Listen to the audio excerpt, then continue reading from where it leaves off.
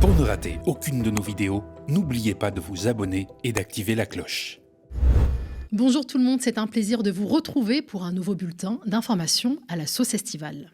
La rentrée, c'est bientôt et elle peut se faire à la télé, mais pour ça, on a besoin que vous montriez aux opérateurs que des milliers, des millions de citoyennes et citoyens veulent une chaîne des luttes sur nos écrans. Signez la pétition sur unetélépourvous.lemediatv.fr. Nous en sommes déjà à plus de 60 000 signatures. C'est bien, mais on peut mieux faire. Signer et partagez-la. Nous sommes le mercredi 16 août 2023 et comme chaque soir, du lundi au jeudi, nous vous proposons ce flash info concocté par la rédaction du Média. Aujourd'hui, il sera question des riches toujours plus riches et des pauvres encore plus pauvres. On évoquera les dividendes records des actionnaires, les résultats historiques du CAC 40, le nombre encore plus grand de millionnaires en France, la précarité étudiante qui a atteint des sommets et le délabrement des services des urgences. Et on conclura ce flash par un tour d'horizon de l'actualité internationale. On reviendra sur les incendies dévastateurs à Hawaï et sur les démêlés judiciaires de Donald Trump, l'ancien président états-unien. N'oubliez pas de réagir dans l'espace commentaire. C'est parti pour le flash.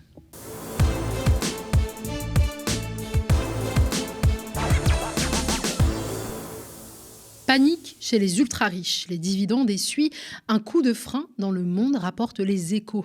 La croissance des dividendes versés aux actionnaires devrait être nulle en 2023, ce qui représenterait le pire millésime des 10 dernières années en dehors du choc exceptionnel lié à la pandémie, poursuit le journal détenu par le milliardaire français Bernard Arnault. Le groupe S&P Global prévoit ainsi une stabilité des versements en 2023 à 2091 milliards de dollars au niveau mondial contre 2093 milliards de dollars en 2022. C'est ce qu'on appelle une amorce d'articles trompeuse et à plusieurs titres. Les Échos évoquent un coup de frein, une expression qui indique un arrêt soudain, voire brutal, provoquant un choc, voire un séisme, alors que le groupe S&P Global parle de stabilité. Donc rien d'alarmant. Plus loin dans l'article, les Échos nuancent. L'Europe boursière tire néanmoins son épingle du jeu.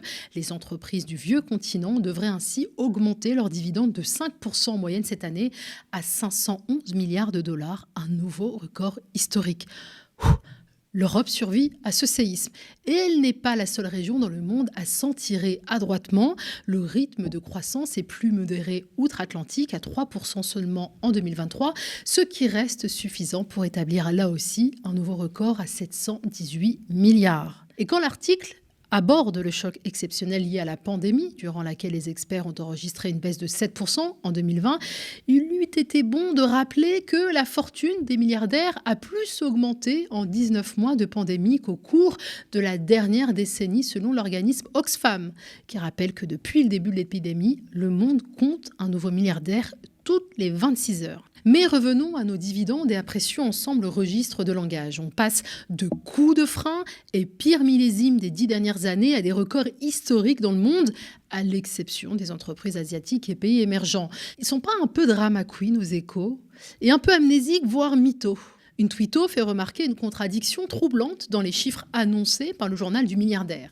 Dans un article du 1er mars dernier, les Échos titraient sur un nouveau record pour les dividendes en 2022 qui ont continué à croître fortement au niveau mondial pour s'établir à 1560 milliards de dollars, selon le dernier rapport publié par la société de gestion Janus Henderson.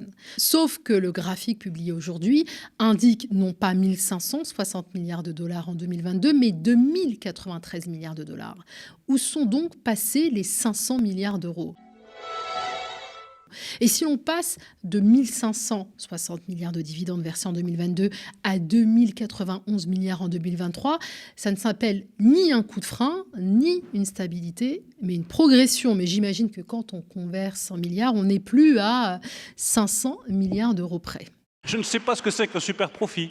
Et il n'y a pas que les dividendes qui sont records. Les résultats des groupes du CAC 40 sont à nouveau historiques.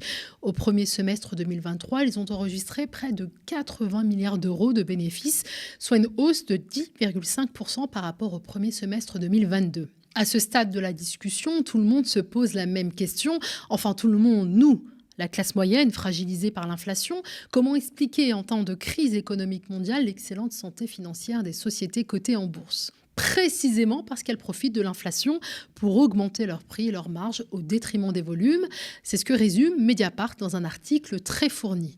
Autrement dit, Si les résultats du CAC 40 atteignent un sommet historique de 79,7 milliards d'euros, c'est parce que les sociétés cotées en bourse tirent notamment profit de la hausse spectaculaire de 18% des produits alimentaires qui oblige les ménages moyens à rogner sur leurs dépenses, changer leurs habitudes de consommation et sacrifier leurs vacances. C'est beau le capitalisme. Je ne sais pas ce que c'est qu'un super profit. Alors attendez, ne partez pas si vite, vous reprendrez bien un petit verre d'indécence.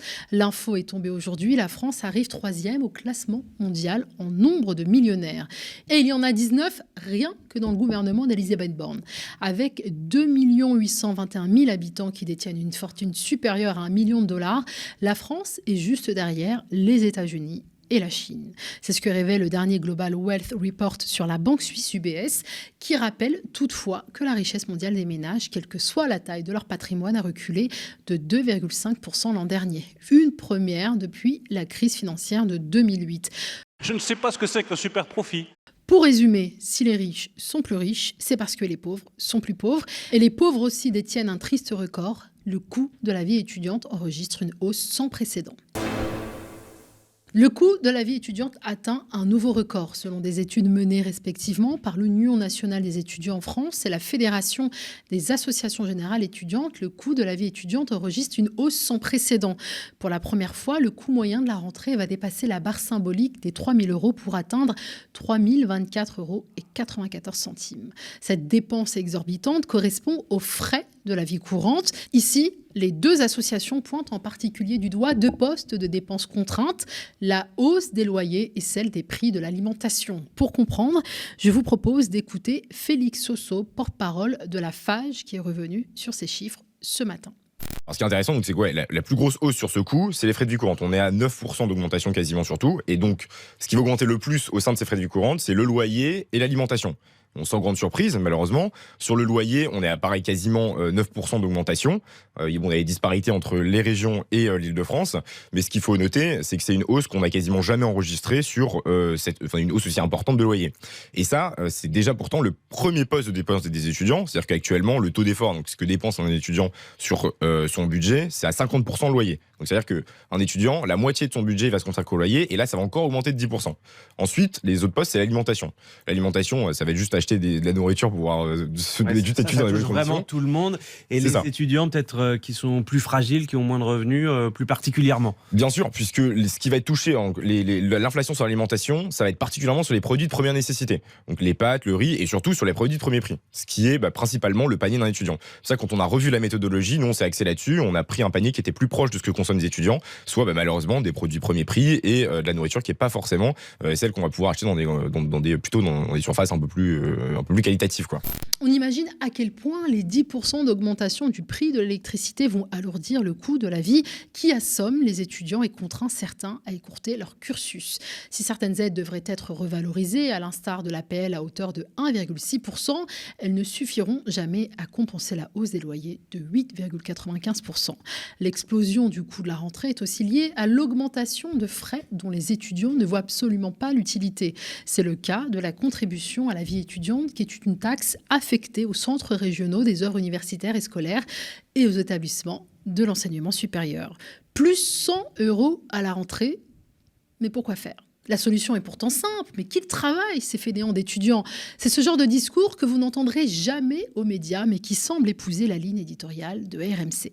Faire 6 heures de travail, ça tue personne. Et en plus, toi qui parles des non-boursiers, si tu augmentes les bourses, ça génère une inégalité supplémentaire versus celui qui n'en a pas. Donc moi, je suis désolé, non, travailler 6 heures, ça tue personne. Et en plus, ça ouvre ton compteur droit à la retraite. Dans un monde de bisounours. Je remercie Alex d'avoir été avec nous. Merci Alex.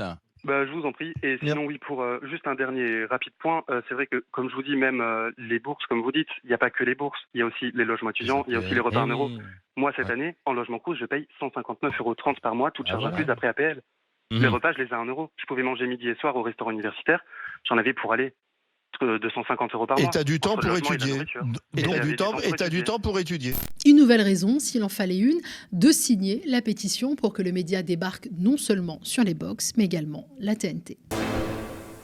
L'hôpital français, ce service public de première nécessité, tombe en ruine, oui, mais plus fort encore qu'on ne le craignait. C'est Le Monde qui, avec l'AFP, rapporte les propos de Marc Noiset, le président du syndicat français de médecine d'urgence.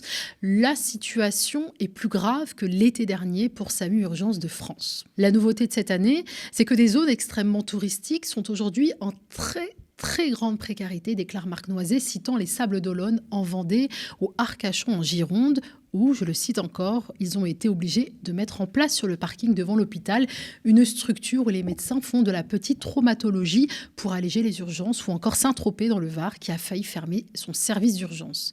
Pire, selon lui, la fermeture des SMUR, ces services mobiles d'urgence et de réanimation pour une nuit ou tout un week-end, ces ambulances pourvues de médecins qui se déplacent sur tous les territoires touchent aux urgences vitales. L'an dernier, mon confrère Jamil Sandli recevait Pierre Schwab, tellier, infirmier aux urgences de nuit en banlieue parisienne et membre du collectif Interurgence qui sonnait déjà l'alerte. C'est un danger pour la population. Si vous n'avez plus accès aux soins d'urgence, effectivement, ça peut mettre en danger votre survie. Et on va avoir des morts et on le sait. Et il y a déjà des morts actuellement dans les urgences, il y en a déjà eu à Strasbourg, il y en a déjà eu à Orléans, et ça va continuer. La réalité, c'est que la situation réelle des hôpitaux, elle est pire que ce que les gens peuvent imaginer. Les conditions de travail qui sont largement dégradées, avec un management qui est retourné, un management destructeur, très clairement, qui est à l'image un petit peu de ce qui s'était passé à France Télécom. La situation dans laquelle on est aujourd'hui, c'est une situation qui était totalement prévisible. Là, aujourd'hui, on est vraiment dans un système où c'est devenu une souffrance de travailler à l'hôpital et les professionnels refusent de rester dans cette souffrance. Vous pouvez retrouver cet entretien sur notre chaîne en date du 24 mai 2022. Aujourd'hui, soit plus d'un an plus tard, le constat reste le même. L'hôpital public français ne cesse de s'effondrer et les tensions entre personnel soignant sous pression sont de plus en plus fortes selon les syndicats. Le budget alloué à la santé et à la prévention s'élève à 3 milliards d'euros pour 2023, dont 1,2 pour la protection maladie. Un budget en très légère hausse, on passe de 0,9 à 1,2 milliard d'euros entre 2019 et 2023, mais qui ne suffira pas à faire face à la baisse des moyens, tandis que les besoins explosent au regard notamment du vieillissement de la population. Et le fil rouge de cet été, bien sûr, c'est le changement climatique. À Hawaï, le bilan dépasse les 100 morts sur l'île de Maui après les incendies ravageurs qui ont littéralement rasé la ville de Lahaina. Bilan qui pourrait doubler, alertent les autorités. Des centaines de personnes restent disparues. On vous le disait lundi, c'est l'été le plus chaud jamais enregistré avec son lot de catastrophes climatiques. Inondations meurtrières, incendies, canicules, où la barre de 50 degrés a été franchie au Maghreb ou encore en Espagne. Et détrompez-vous, même si la France a connu des fraîcheurs et qui en fait font qu'on est dans les normales de saison, les chaleurs caniculaires reviennent pour la deuxième partie du mois d'août. 5 départements sont en vigilance orange ce mercredi et les 3/4 du pays pourraient atteindre les 35 degrés la semaine prochaine. Il devient manifeste que le monde fait face à une crise de l'eau sans précédent exacerbée par le changement climatique, comme l'affirme le World Resources Institute, lit-on dans les colonnes du Monde.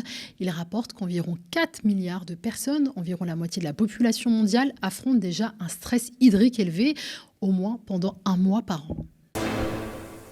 Donald Trump et son clan mis en examen pour crime organisé à Atlanta, titre Libération.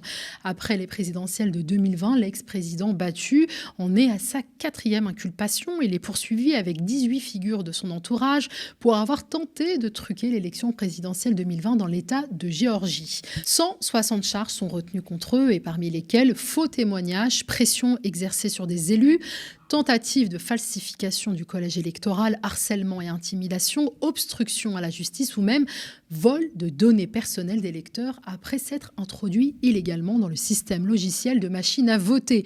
Et cela s'ajoute aux poursuites fédérales qui le ciblent suite à sa tentative de renverser l'élection 2020 et en raison de l'affaire des documents confidentiels. Si Trump était de nouveau élu président, les poursuites fédérales devraient être abandonnées, d'où l'enjeu de remporter les prochaines élections. Trump a bien évidemment ressorti son narratif qui lui sert de campagne où il dénonce une chasse aux sorcières, des accusations bidons et des persécutions politiciennes dont il serait la cible au nom des sondages qui le donnent systématiquement vainqueur de la primaire républicaine de 2024, ce qui est vrai et le renforce à chaque nouvelle inculpation dont il fait l'objet. Le procès pourrait avoir lieu dans moins de 6 mois et pourrait être retransmis à la télé. Et voilà, c'est la fin de ce bulletin d'infos quotidien, nouveau flash qui entre dans notre programmation d'été. Comme à chaque fin de saison, nous réduisons quelque peu la voilure, avec notamment la mise en pause de nos directs. Mais l'actualité ne s'arrête pas, alors nous non plus. Nous continuons à vous fournir dans ces moments importants nos reportages, enquêtes, entretiens, plateaux d'analyse, de débats et de décryptage au quotidien.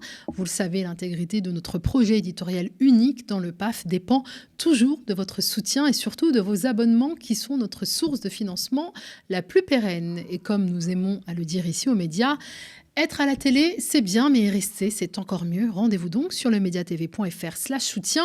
D'ici là, restez connectés aux médias grâce notamment à la diffusion de nos programmes en 24/7 sur YouTube. Quant à moi, je vous dis à très bientôt.